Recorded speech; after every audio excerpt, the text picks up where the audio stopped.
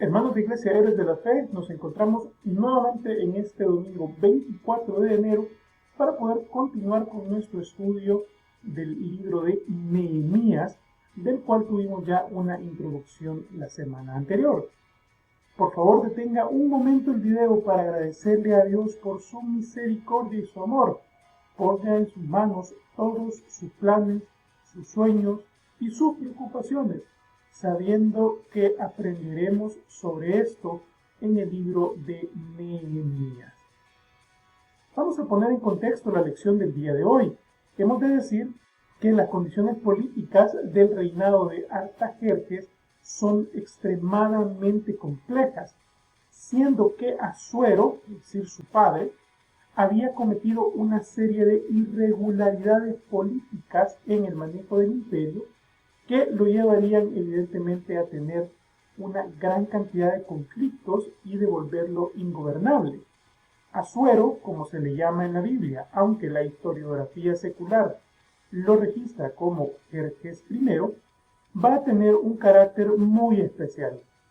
Jerjes o Asuero va a ser un gobernante con unas características de excentricidad, unas características de belicosidad y, sobre todo, era caracterizado por creerse a sí mismo un dios y, como tal, tenía una serie de actitudes que no podían ser admisibles delante del Señor y que lo habían llevado, desde luego, no solo a maltratar al pueblo judío que tenía en cautividad, sino además a tener severos problemas con todos los miembros, no solo de su corte, sino también de los pueblos que había ido conquistando en el camino.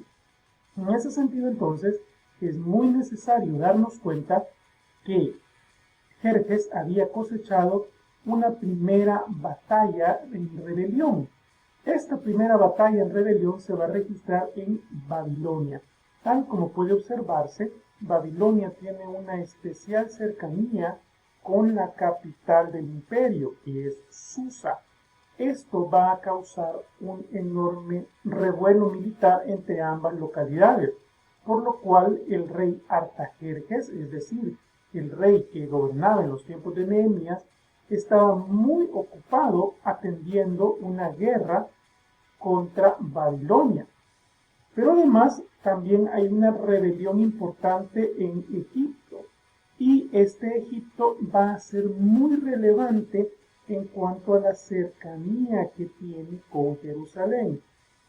Tenemos que tener muy en cuenta que Egipto es importante en tanto que hay una guerra acá y si Artajerjes pierde el control militar de la zona de Jerusalén, entonces Egipto podría tomar enorme ventaja y establecer rutas comerciales que le permitiesen liberarse del imperio. Pero si ustedes se dan cuenta en el mapa, Egipto es muy importante también porque además de tener una rebelión, tiene un enclave estratégico en el término de la geografía, porque es el paso hacia los territorios africanos del norte. Eso quiere decir que si Artajerjes perdía la guerra en Egipto, automáticamente perdía el control sobre Libia y toda la parte que está abajo en África. Por lo tanto, el control de Jerusalén era sumamente relevante para los intereses de Artajerjes. ¿Por qué es necesario establecer estos puntos que parece que no tienen nada que ver con la historia bíblica? En realidad es muy necesario para que comprendamos cuáles eran los verdaderos intereses de Artajerjes para actuar como lo hizo. Si bien es cierto, el Señor habrá tocado el corazón de Artajerjes y veremos en las Escrituras que es Dios quien va moviendo las decisiones del rey, también hemos de decir que Dios está utilizando todo el enclave político de la zona para poder obrar.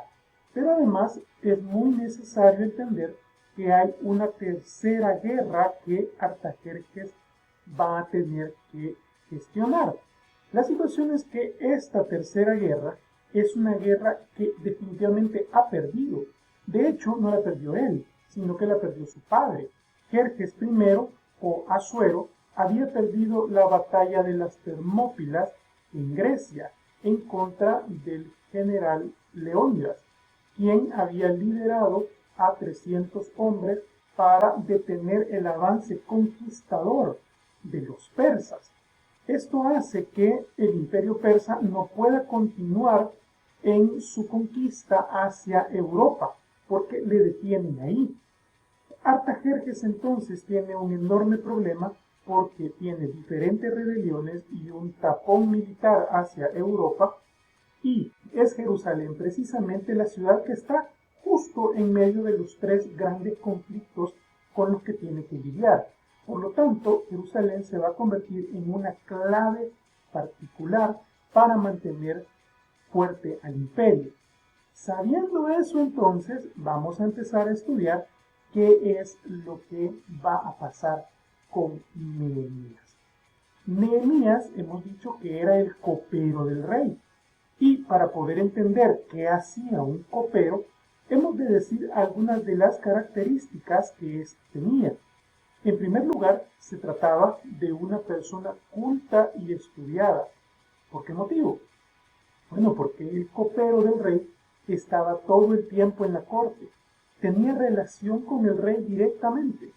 Tenía relación con el resto de cortesanos, es decir, con los ministros, con los consejeros y con la realeza en general, es decir, la familia del rey. Por lo tanto, el copero tenía que tener un alto nivel cultural y poder sostener conversaciones inteligentes, conversaciones políticas, conversaciones históricas que tuviesen suficiente provecho. Por lo tanto, podemos intuir que Nehemías había sido criado bajo un régimen académico muy severo y muy importante, y que además Nehemías no era un iletrado, más bien va a cumplir funciones de escritor, de constructor e incluso de gobernante más adelante. Además, el copero del rey era necesariamente una persona de aspecto presentable y refinado. Dicho de otra forma, el copero del rey tenía que ser agradable a la vista, una persona guapa, una persona que no ofendiese en la estética de la corte real. Además, este está permanentemente en contacto con el rey, está en presencia del rey todo el tiempo. Por lo tanto, Nehemías, en su función de copero real, tenía que estar bien vestido, bien arreglado, correctamente ataviado, para poder estar siempre en la presencia del rey.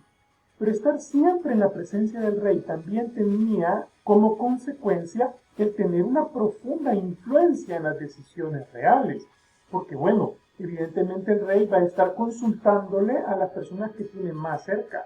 Y una de ellas va a ser necesariamente Nehemías.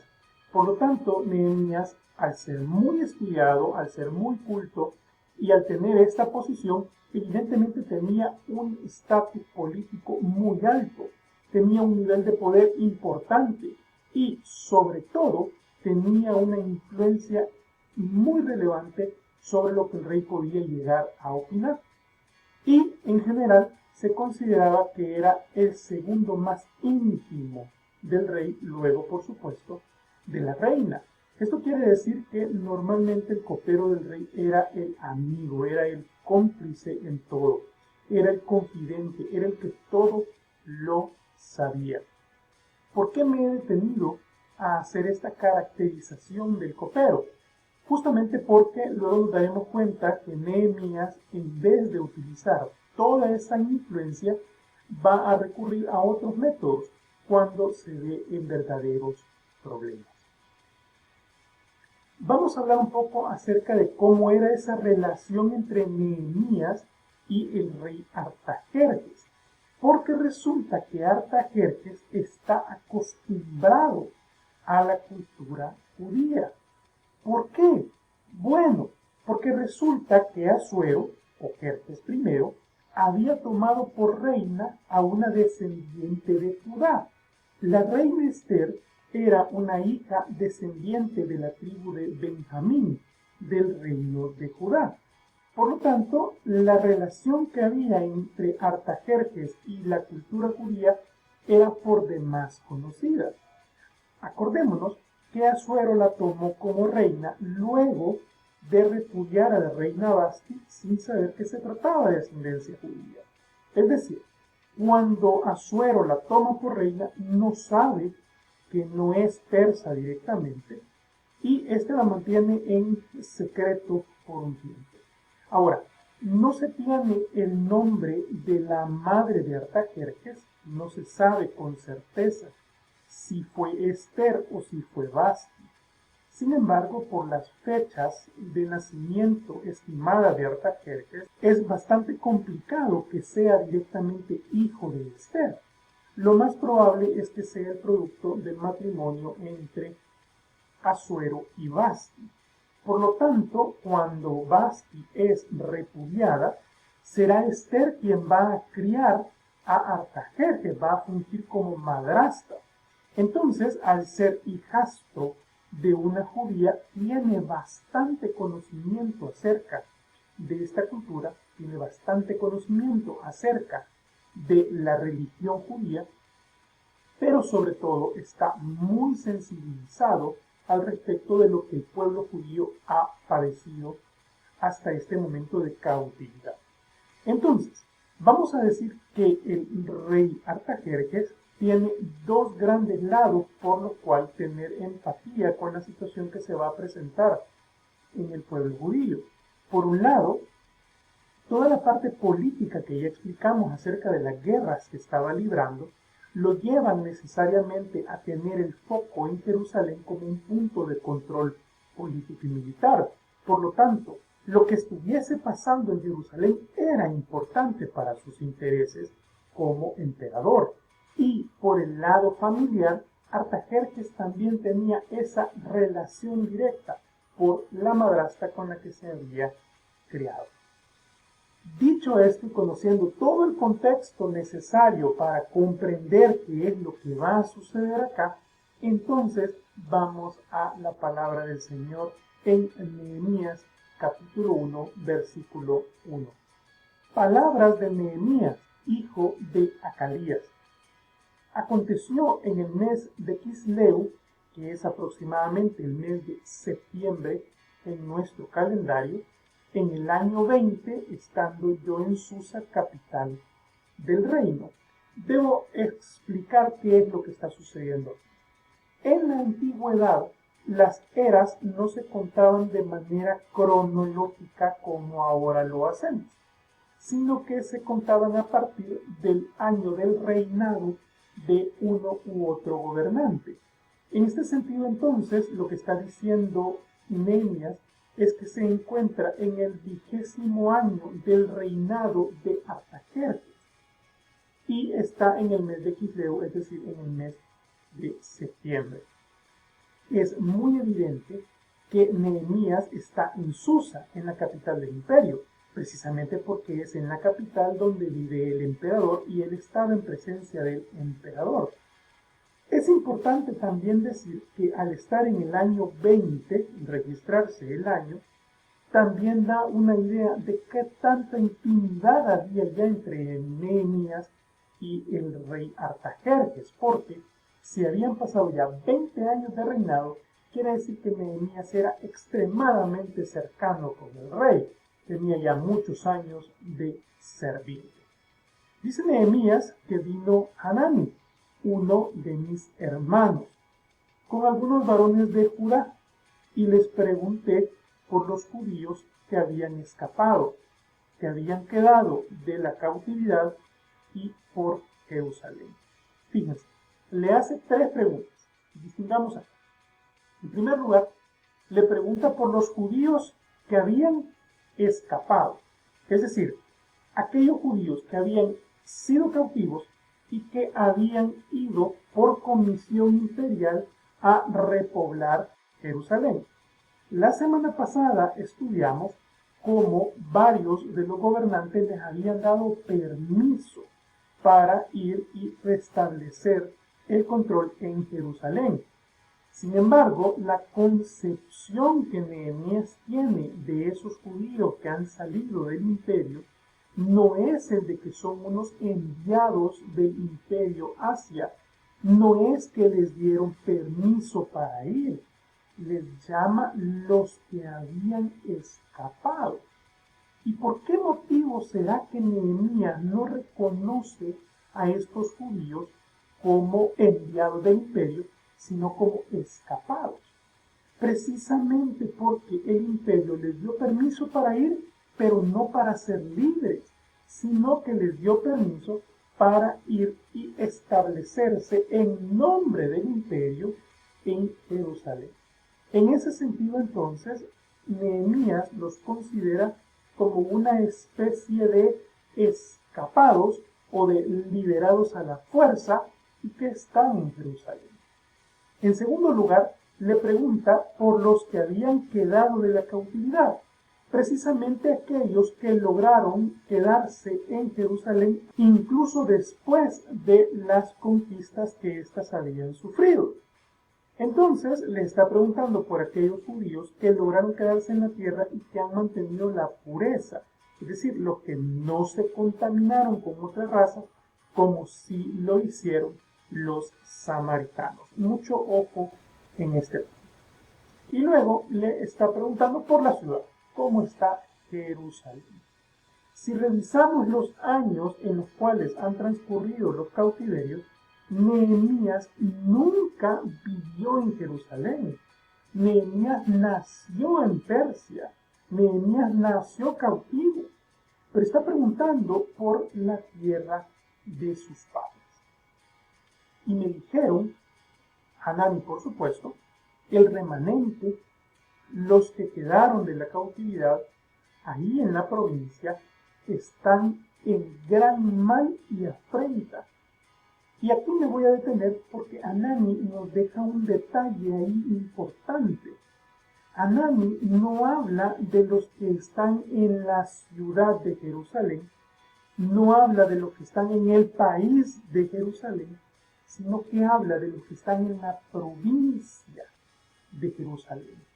¿Y por qué es importante esto? Porque si bien es cierto, Nehemías está hablando de unos que fueron escapados del imperio, Hanani en cambio está reconociendo que Jerusalén es propiedad persa al llamarle provincia. Hay que tomar en cuenta estos pequeños detalles para ir comprendiendo el por qué el rey Artajerjes va a tomar algunas decisiones en el resto de la serie. Y lo que les dice es que están muy mal, están en gran mal y afrenta, es decir, están pasando probablemente hambre, están pasando frío, están siendo maltratados, están muy mal, ahí hay muchísima pobreza. Y además, el muro de Jerusalén está derribado, está en el suelo, no tiene protección y las puertas fueron quemadas a fuego.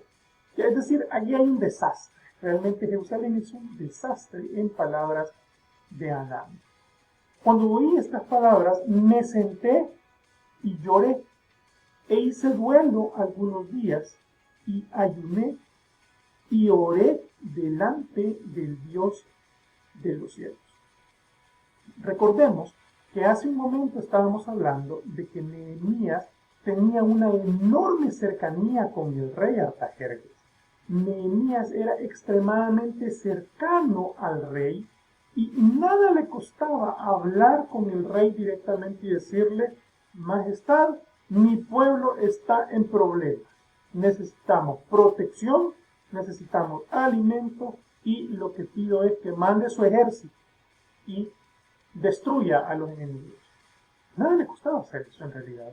Y de hecho, políticamente hablando, sabía que Artajerjes se lo iba a conceder, precisamente por el contexto político y bélico que ya expliqué en el mapa del principio.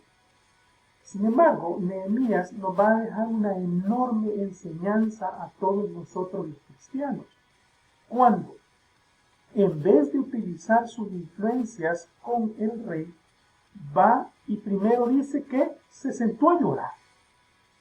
Sintió dolor, hizo duelo algunos días y fíjese, ayunó y oró delante del Dios de los cielos. No fue con el rey, no se confió en quién era.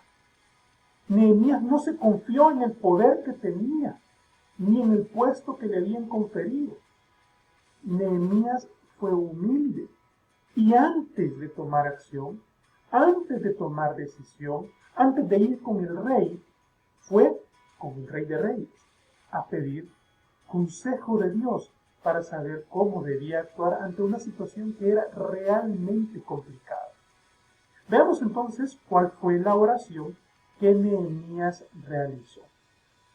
Y dije, te ruego, oh Jehová, Dios de los cielos, fuerte, grande y temible, que guarda el pacto y la misericordia a los que le aman y guardan sus mandamientos.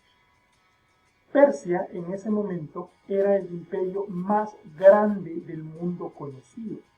No existía absolutamente más grande que el imperio persa. De hecho, al imperio persa se le conocía como el imperio inmortal, porque tenía tantos soldados y tan bien entrenados que más tardaban los enemigos en matar a un batallón cuando el imperio persa tenía a un batallón completamente nuevo listo para la batalla. Los inmortales del rey Jerjes I habían sido solamente derrotados por Leónidas en la batalla de las Termópilas, pero se conocía que nadie más había logrado hacer una gesta como esa. Sin embargo, parece que a Nehemías el imperio persa no le es importante. Parece que a Nehemías el poder del rey Artajerjes no le impresiona. Lo que realmente impresiona a Nehemías es un Dios de los cielos fuerte, grande y temible. Vamos a tener que ir aprendiendo entonces acerca de lo que Nehemías tiene en su corazón y por qué va a lograr las grandes cosas que logra. No usa su poder político, se humilla delante del Señor y reconoce que por encima del rey de Persia y por encima de quien sea está un Dios fuerte, grande y temible. Pero además Nehemías agrega que es un Dios que guarda el pacto y tiene misericordia a los que le aman y guardan sus mandamientos. Evidentemente Nehemías tenía sus ojos puestos precisamente en ese amor que Dios tenía por el pueblo judío y aquel pacto que seguía vigente, pero que además agrega que para que ese pacto tenga vigencia y se pueda tener acceso a la misericordia de Dios, tiene que existir una obediencia, tiene que haber amor por Dios y sobre todo tiene que haber un guarda de sus mandamientos. Y continúa orando. Esté atento ahora tu oído y abiertos tus ojos para oír la oración de tu siervo, que hago ahora delante de ti día y noche, por los hijos de Israel, tus siervos. Y confieso los pecados de los hijos de Israel que hemos cometido contra ti. Sí, yo y la casa de mi padre hemos pecado. Voy a ponerme aquí en dos grandes puntos acerca de la oración de Nehemías que son muy relevantes para comprender cuál es el propósito que Nehemías tiene al estar buscando al Señor en una situación que se le hace tan grave. En primer lugar, vamos a ver una constancia en la oración. Nehemías dice que se pone delante de Dios día y noche. Nehemías está compungido en su corazón por la situación y sabe perfectamente que esto es producto de un pecado. ¿Pecado de quién? Bueno, originalmente pecado de Salomón, como lo estudiamos la semana pasada, al haber tenido esposas, concubinas, que no adoraban al Dios eterno, y que además Salomón se había prestado a la idolatría. Pero también Nehemías sabe que de fondo hay un segundo elemento, y es que no solamente Salomón es pecador. Evidentemente el pueblo judío tenía una serie de desobediencias en su historia que le habían traído hasta acá. Entonces Nehemías está pidiendo perdón en nombre de su pueblo, está pidiendo misericordia en nombre de su pueblo. Y a pesar de que Nehemías parece un hombre piadoso, un hombre justo, que evidentemente había pecado en más de alguna ocasión, pero que mostraba una vida muy conforme al amor y a la misericordia de Dios, a pesar de eso, Nehemías se está postrando delante del Señor para confesar los pecados, no precisamente los suyos, sino los de todo el pueblo que estaba padeciendo gran afrenta, como ya lo hemos revisado. En extremo, continúa, nos hemos corrompido contra ti y no hemos guardado los mandamientos, estatutos y preceptos que diste a Moisés, tu siervo. Cuando Nehemías está hablando acerca de esa corrupción, va a recordar elementos históricos como el becerro cuando Moisés baja con las tablas, va a recordar precisamente la infidelidad del rey David, va a recordar la idolatría de Salomón, pero también va a recordar muchas de las cosas que han pasado en el cautiverio, cuando, por ejemplo, los samaritanos se mezclan con naciones idólatras, cuando, por ejemplo, muchos de los cautivos van a prestarse a la idolatría de la religión de Persia, cuando los cautivos van a contaminarse también con los alimentos dedicados a los dioses. Es decir, aquí hay muchísimo pecado por parte del pueblo de Israel y es precisamente lo que Nehemías está confesándole a Dios. En realidad Nehemías ha comprendido el por qué están sucediendo todas estas cosas y está presentándose delante de Dios para cambiar una realidad. Y le dice, acuérdate ahora de las palabras que diste a Moisés, tu siervo, diciendo, si vosotros pecareis, yo os dispersaré por los pueblos. Pero si os volviereis a mí y guardareis mis mandamientos y los pusiereis por obra, aunque vuestra dispersión fuere hasta los extremos de los cielos, de ahí os recogeré y os traeré al lugar que escogí para hacer habitar aquí mi nombre. Muchos elementos que rescatar. En primer lugar, Nehemías conoce las Escrituras, conoce cuál es el pacto que el Señor había hecho con Moisés, conoce perfectamente cuáles son los términos y condiciones que Dios había puesto. Y sabía no solo cómo el pueblo judío había transgredido el pacto, sino que también conocía cómo revertir el problema, porque el mismo Dios les había dado cuál era la salida. Si se volvieran a mí y guardaran los mandamientos y los pusieran por obra, es decir, no solo de palabra, entonces no importa hasta dónde los haya dispersado, los voy a reunir y los voy a traer a esa tierra donde va a hacer habitar su nombre. Muy particularmente la tierra donde se habitaba el nombre de Dios por la concepción judía del mismo era Jerusalén. ¿Por qué? Porque ahí estaba el templo. Y en el templo habitaba la presencia de Dios mismo. Ellos pues, continúa diciendo Nehemías, son tus siervos y tu pueblo, y los cuales redimiste con tu gran poder y con tu mano poderosa. Te ruego, oh Jehová, esté ahora atento tu oído a la oración de tus siervos y a la oración de tus siervos. Fíjese, Nehemías está contando con que el pueblo se va a arrepentir y con que el pueblo se va a humillar y con que el pueblo se va a poner delante de Dios a cumplir sus mandamientos.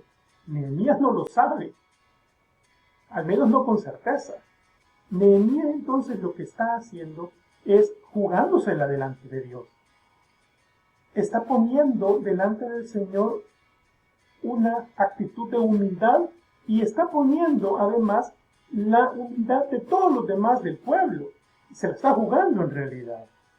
Concede ahora buen éxito a tu siervo y dale gracia delante de aquel varón, porque yo servía de copero al rey.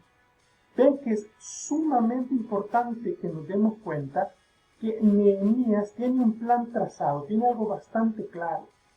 Va a ir con el rey, le va a explicar la situación, pero no va a ir en sus fuerzas, no va en su calidad de copero, va en su calidad de hijo del Dios Altísimo, fuerte y poderoso. Vean que es bien interesante.